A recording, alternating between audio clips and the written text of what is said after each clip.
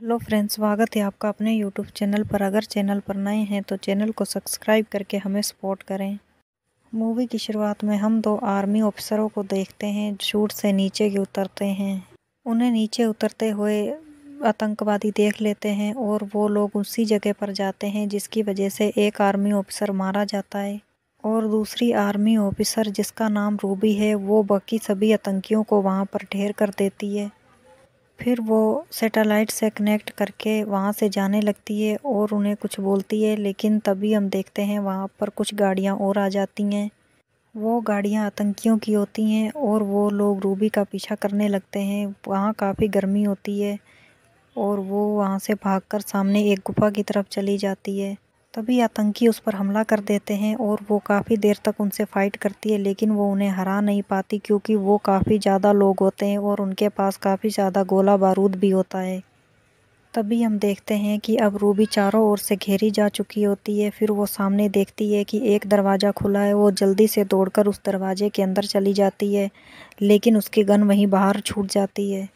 तभी एक आतंकी उसी दरवाजे से रूबी के पीछे आ जाता है और वो गन से उसे मार देती है। फिर रूबी सीढ़ियों से नीचे उतरकर देखती है।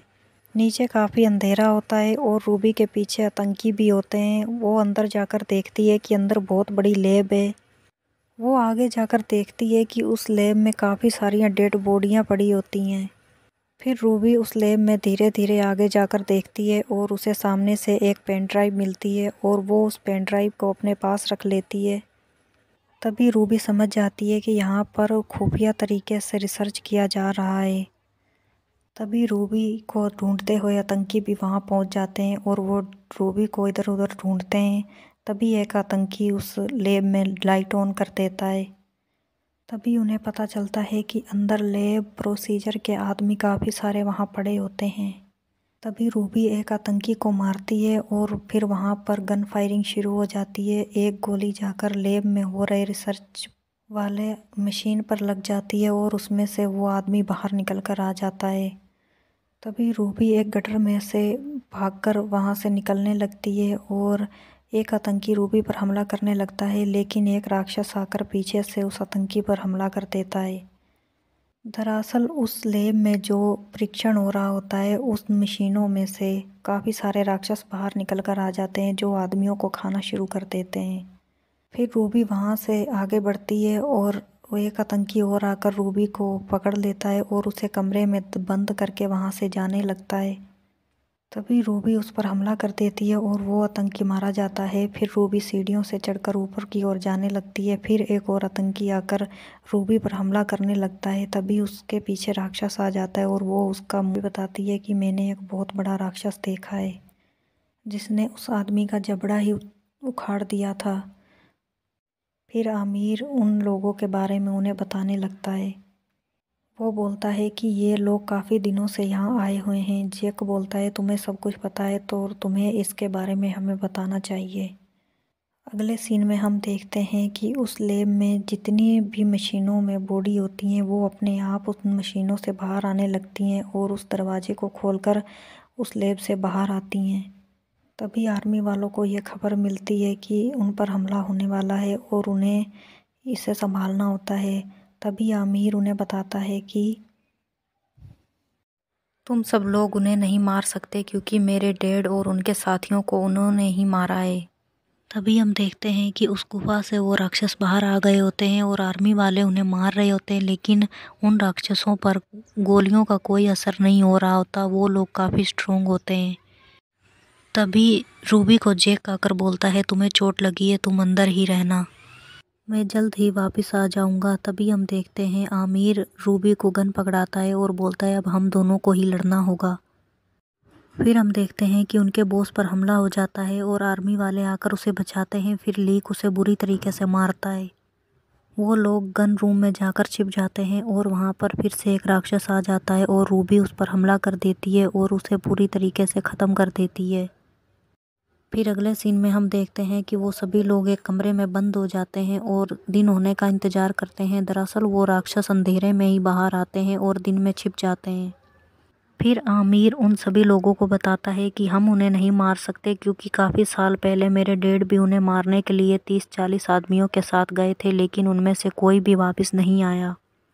और बहुत साल पहले आकाश से एक तारा टूटा था, तभी से ये तबाही शुरू हो गई थी। उस समय मैं काफ़ी छोटा था और उस दिन के बाद से ही हमारे शहर की काफ़ी आदमी और औरतें कम होने लगी हैं। फिर हम देखते हैं कि दिन हो गया है और वो सब लोग अंदर से बाहर आते हैं और देखते हैं कि उन राक्षसों ने कोई भी बॉडी नहीं छोड़ी है और ना ही कोई राक्षस वहाँ है। वो लोग आगे जाकर देखते हैं एक राक्षस की बॉडी पड़ी होती है, वो उसे उठाकर ले जाते हैं और उस पर रिसर्च करते हैं। उन्हें डॉक्टर बताता है कि इसने ना तो दर्द होता है और ना ही इन पर गोलियों का असर होता है। डॉक्टर उनके बारे में बता रहा होता है और तभी थोड़ी देर बाद वहाँ से लीक उठता है और बोलता है, तुम्हें इन सब के बारे में कुछ नहीं पता, मैं जानता हूँ, मैं तुम्हें बताऊँगा। तभी वो बताता है कि जब वो तारा टूटा था तो रसिया वालों ने परीक्षण के लिए कुछ आदमी भेजे थे और उन्होंने उसे बंदी बनाकर वहीं रख लिया था। उन्हें परीक्षण के लिए कुछ मनुष्य चाहिए थे और उन्होंने उन्हें बंदी बनाया जिनके आगे पीछे कोई नहीं था और उन पर परीक्षण किया और आज वो लैब उन्हीं के हाथ में है। कुछ समय बाद वो यहाँ पर हमला करने वाले हैं। उन्हें ये पेन ड्राइव चाहिए। उन्हें कोई फ़र्क नहीं पड़ता यहाँ पर कोई रह रहे हैं या नहीं, उन्हें सिर्फ अपना काम पूरा करना होता है। तभी जैक उन लोगों को बोलता है कि हमें एक साथ मिलकर लड़ना होगा, नहीं तो हम उनका मुकाबला नहीं कर पाएंगे। तभी थोड़ी देर बाद वो बॉडी फिर से उठ पड़ती है और वो राक्षस उठ के रूबी पर हमला कर देता है और वो उसके माइंड को रीस्टार करने लगता है। तभी कर्नल उसके ऊपर एक बॉम्ब लगा देता है और उस राक्षस के वहीं पर ही चिथड़े उड़ जाते हैं। फिर वो उन सभी राक्षसों को ख़त्म करने के लिए उस गुफा में वापस जाते हैं और वो सोचते हैं कि जब तक वो राक्षस अंधेरे में बाहर निकलेंगे हम वो अंदर बॉम्ब लगा देंगे और उन्हें पहले ही ख़त्म कर देंगे। तभी हम देखते हैं कि जैक को वो राक्षस खींचकर अंदर ले जाता है। तभी हम देखते हैं कि जैक को जैसे ही होश आती है वो सभी लोग बोलते हैं कि हम तुम्हें नहीं छोड़ेंगे। फिर वो सभी लोग मिलकर जैक को ढूंढने के लिए उस गुफा के अंदर जाते हैं और अंदर काफ़ी सारे राक्षस भी होते हैं।